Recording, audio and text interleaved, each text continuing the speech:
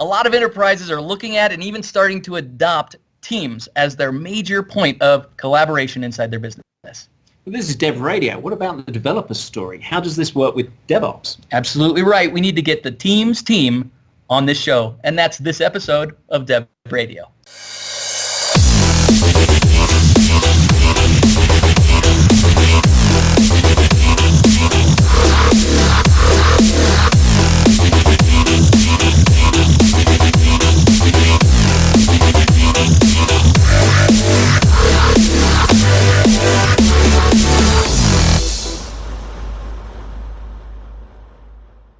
Hi, and welcome to the next episode of Dev Radio. I'm your host, Jerry. I'm here with Daren May. Hi, Daren. Hey, Jerry. Glad to be here. Daren, do you remember, you know how we chat online? Yeah, occasionally. Have you ever used the Teams client? Teams. That's like Slack, isn't it? It's a lot like Slack, but it's better. Okay, well, let's hear it. Yeah, let's get the team on, and I can show you exactly why it's awesome. We actually have the team right here. We've got Jason and Amit right here. Jace, thanks for being on the show. For people who may not know who you are, introduce yourself real quick so we can get a feel for who we're talking to. Yeah, it's my pleasure. Thank you for having me, guys. So Jace Marino again, and I am a product marketing manager on the Microsoft Teams team. On the Microsoft Teams team? Cool. I bet that never gets old saying that, does it? Yeah, that's Never. terrific. At least it's a short Microsoft name. You know, it's impressive. That is not... I tried to shorten it down for you guys, yeah. Next week, it might be the shortest of all time. Yeah. And Amit, hey, thanks for being on the show. Tell us who you are. Hey, yes, this is Amit Oberoi. Thank you for having me. I'm a program manager on Microsoft Teams platform ecosystem team, and I drive Teams adoption with customers and partners. Beautiful. All right, guys, this is going to be great. Jace, give me a starter. How long has Teams been around? We're just at the 18-month mark right now. So in terms of technology at Microsoft, we're still fairly new, which makes it fun. I mean, it's moving fast. I'm working with guys like Amit all the time, and there's a lot going on right now, but a lot to come as well. And tell me a little bit about what customers are saying. What's your experience so far in the marketplace? Yeah, look, it's great. One of the reasons I was really stoked to talk to you guys is because look, customers, to answer your question, are loving it, and it's very much helping teams work and collaborate better. But what I really want to get out is this is fairly a new way of working, right? It's not about killing email or simply moving to the new sexy chat and collab platform. Our goal here is to create high-performing teams that communicate and collaborate as easily as they do in their personal lives, right, at work. And so, I see it as technology that's foundational to getting your day job done better, but at the same time, that also begins to blur into the background and blend into it, if that makes sense. Communicate and collaborate as easily as we do in our personal lives. Wow. Oh, hey, Man, you've got the elevator pitch to the T, man. That is beautiful. Now, I just made that up. I blacked out. That worked. You should be a marketer or something. You've got a way with words. It's incredible. Okay, so let's back up. So we being Microsoft, we've got a long catalog of collaboration tools. And it seems, I think, if you're outside of Microsoft looking in, sometimes there's a little bit of overlap and people don't necessarily understand where certain products fit specifically into their own little niche. Where does, especially with Skype for Business in your mind, where does Teams fit into the portfolio from Microsoft? Yeah, no, it's a great question. It's one, back to your original question too, it's one of the most common ones we get asked for customers. And so look, to answer your question, we see Teams as being that hub for teamwork. And the way I simply describe it is I have two screens sitting in my office. Teams is always sitting on one of them, right? It is where I spend the majority of my day, working, collaborating, getting my work done. So that's how we see it. But the story... Skype for Business on the other monitor? No, actually, great question. I've actually fully converted over to Teams. However, we have a lot of customers and even quite a few people internally that are still using Skype for Business. And our goal here at the moment is absolutely not to kill Skype for Business. The goal is to bring some of the great capabilities of Skype for Business into Microsoft Teams. Right? And you saw that with the recent announcement we made on the blog about parity between Skype for Business online and Teams. And that's just going to continue to grow as we bring more features and functionality into the experience. So it's, I guess to summarize and simplify, it's leveraging the technology we've already built, but bringing it into one application. So you can gain context without switching context, if that makes sense. gain context without switching contexts as you would in your personal life. So you're talking about yeah. Go ahead. Sorry. Talking about collaboration and so on, but this is more targeted toward business than, say, social collaboration, because we've still got Skype for consumers is sitting out there. Where does that sit in that overall spectrum? Oh, that's fair. Well, keep an eye on this space. Look, there's nothing I can share at the moment, but we I think you definitely are talking about plans. Look, there's definitely plans there. Silence is deafening. Awesome. All right, wait. Let's back up. And please, we know that forgive me, guys, because I hate being that enterprises- marketer that comes on a show and doesn't give you an answer. But as you can imagine, there's certain things I can't say. So what you're saying is things are happening. There is a lot happening on the background. All right, so some enterprises have already invested pretty deeply into Skype for Business. They've deployed it everywhere. They use it. They love it. It is possible there is a type of business that will use Skype for Business here going forward, but there are other types that Teams is just finally the answer they've been waiting for. What's that sweet spot? Who's your dream user? Is it mostly developers like us, or is it something bigger? Yeah, look, to answer your question, honestly, I think everybody can use Teams, but the reality of the situation is it comes down to a use case by use case at the moment. Now, I think maybe a simpler way to explain this is we know that a huge majority of organizations and the way they're working and collaborating every day today and the capabilities and functionality they need in their current technology to get their job done, a huge majority of every organization's users can be solved by using Microsoft Teams. But there will be use cases where someone's using Skype for Business on server, as an example, for complicated functionality for a contact center or for voice capabilities, as an example. And that's going to take some transition time to get them over to Teams. So my simple answer there is we should be working with our partner community and with your Microsoft account teams to make sure that you're actually putting these personas together to transition people who are ready for it now to Teams, and then work on the rollout strategy for those who that we'll build the functionality they need in the future. Does that make sense, guys? Yeah. It does. I mean, some of the scenarios that have sort of been more recently enabled were the easier integration into external users and so on and so forth, which I'm sure was a pretty common use case. Having that available is great now. Yeah, and your free tier certainly makes it so that we can use it not only in the largest enterprise. Oh, absolutely. It's huge to the strategy and huge to the silence I had to maintain earlier, as you can imagine. I can't. I wish you would explain. I don't know what you mean. That's really interesting. All right. This is Dev Radio we're talking on, though, guys. We know the Teams is there, right? And we see that right now we're approaching true parity with, and it's more of a Venn diagram, isn't it, with Skype for Business today, where there are things that Teams can do clearly that Skype for Business has never had part of its charter in the first place. And you can do all of these things, and slowly you're starting to just, I don't know, not swallow is not the right word, but be able to just replace Skype in a comfortable way without any compromise. Let's talk about the developer story for a second, though, because one of the things I can do inside of Teams is I can extend it to be able to make it do all kinds of stuff, really in a way that Skype for Business, it wasn't quite as easy a story. Talk to me a little bit about extensibility. Yes, so to me, this is the value of Teams that is going to enable what I say is delivering end user superpowers. And I see it from two versions here. One is we know that productivity is not just limited to Microsoft, right? We don't own the term. Other organizations and end users are using other products to get their day jobs done. And we want to give them the ability, and we have given them the ability through our APIs to allow organizations to meet their people where they already are. So integrating those third-party applications, tools, and services into Microsoft Teams. And if you go in the store today, we have a bunch of great integrations like Atlassian, which we'll show you here in a second. But the second, I think, around the developer platform is giving people superpowers at work. And that's the way I phrase it. But how do I take the tasks as an employee that I spend so much time on every day, searching for content, setting external meetings, etc.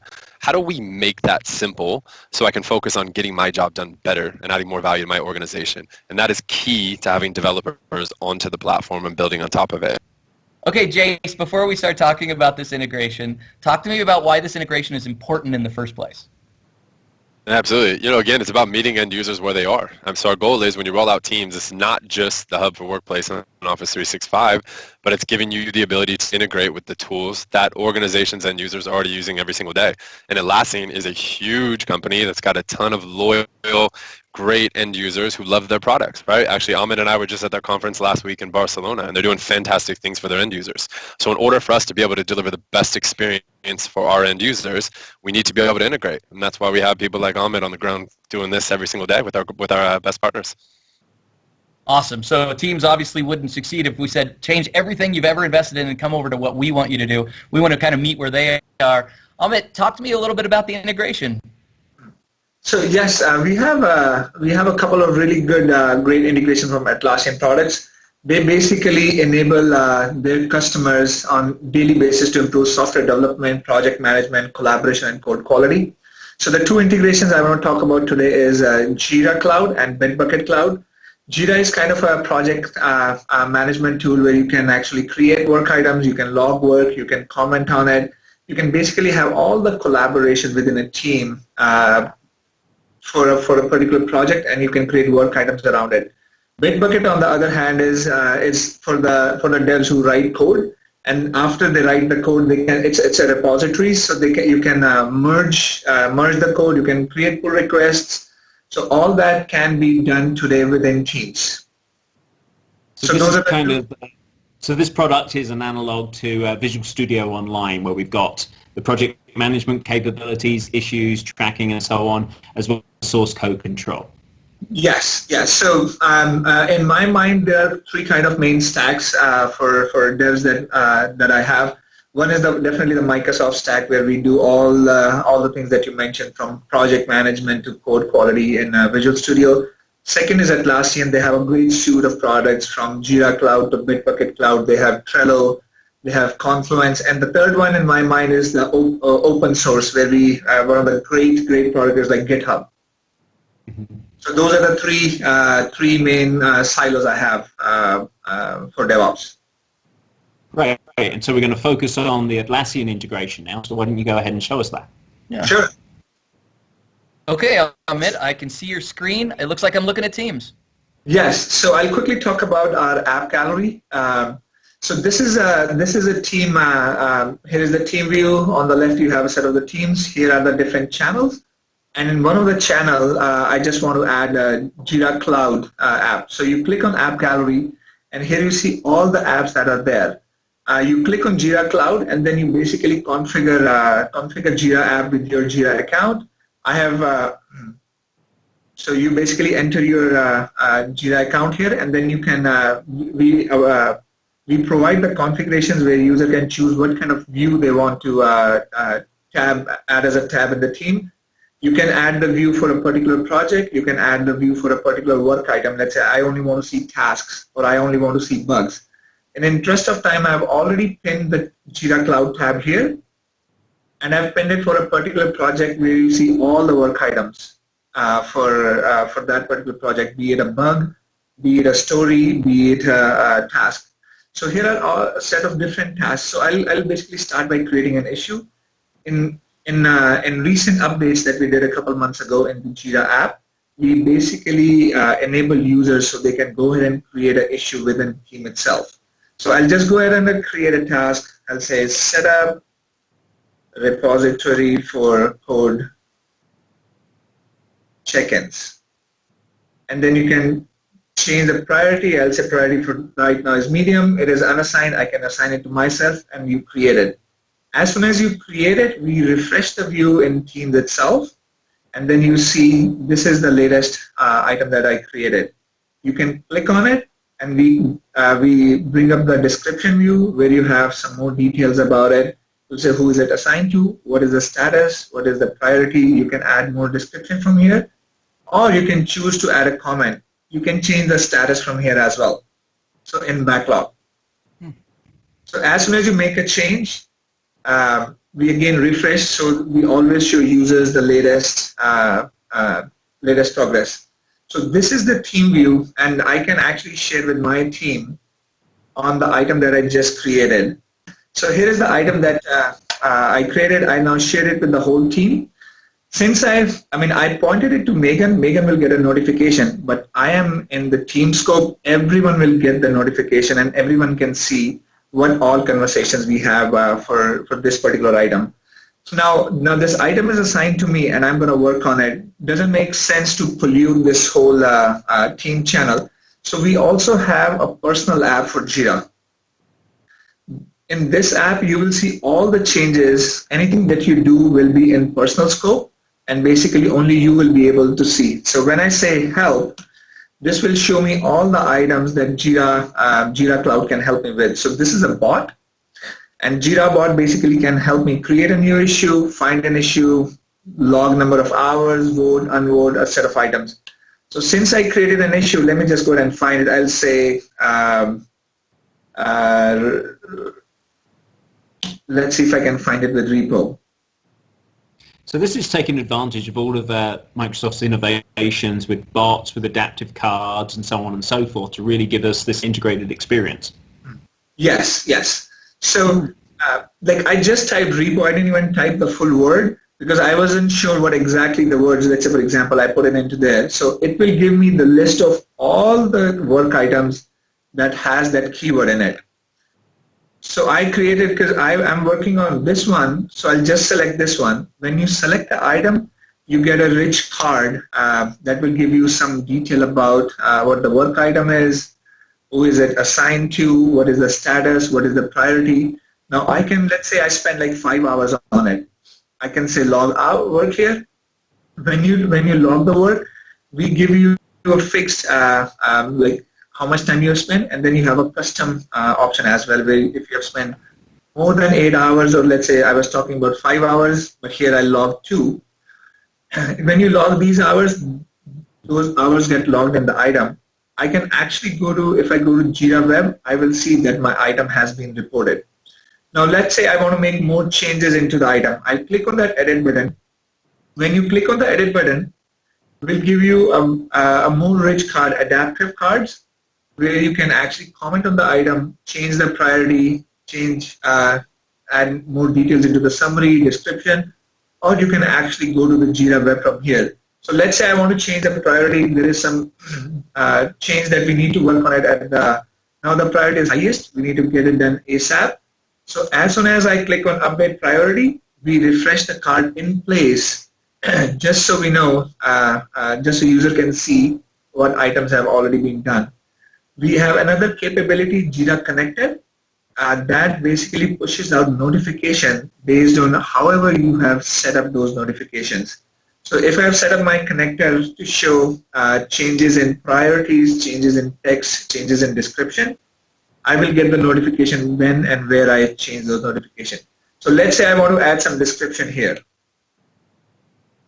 When you click on description, we actually enable users to add description in the card itself rather than doing the context switch to the work item. So I'll say this is for project 801234. So this really is starting to deliver on what Jace was talking about in terms of making Teams this hub where all of your information that you need to perform your activities is right there in this single place. Yes, yes. And so right now I'm doing this in the personal scope, but I can do exact same actions in the team scope as well.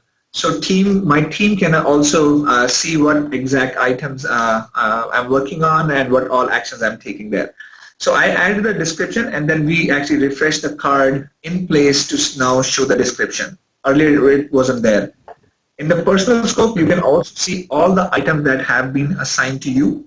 Because in the team scope, it was showing me all the different type of items, tasks, bugs, stories, to everyone who the items are assigned to in different projects. But here, it will show me items that are only assigned to me. If I want, I can filter on, say, which ones are open, in progress, selected for development, or you can also see what items are actually reported by me, and then these are the items that are created by me, but they are sitting on someone else's plate or in my plate for the action.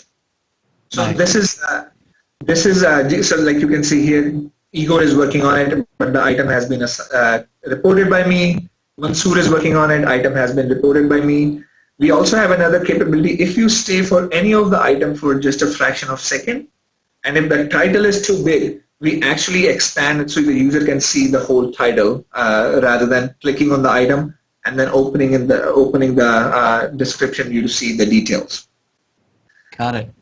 Yes. This is really great. Now, let me ask you, or Jace, either one, about the extension story. Once you start building this type of extensibility into Teams and you start becoming accustomed to it, you're not really targeting an individual platform, right? This would work when I'm using Teams for web. This would work when I'm using Teams on iOS. This would work when I'm using Teams for Windows. Is that right? That's correct. Also the mobile phones as well. Is that right? Yeah, that's pretty sweet. I can see how Teams could be the first thing I open in the morning because it might be one of the easiest ways to get to all the different places I need to go.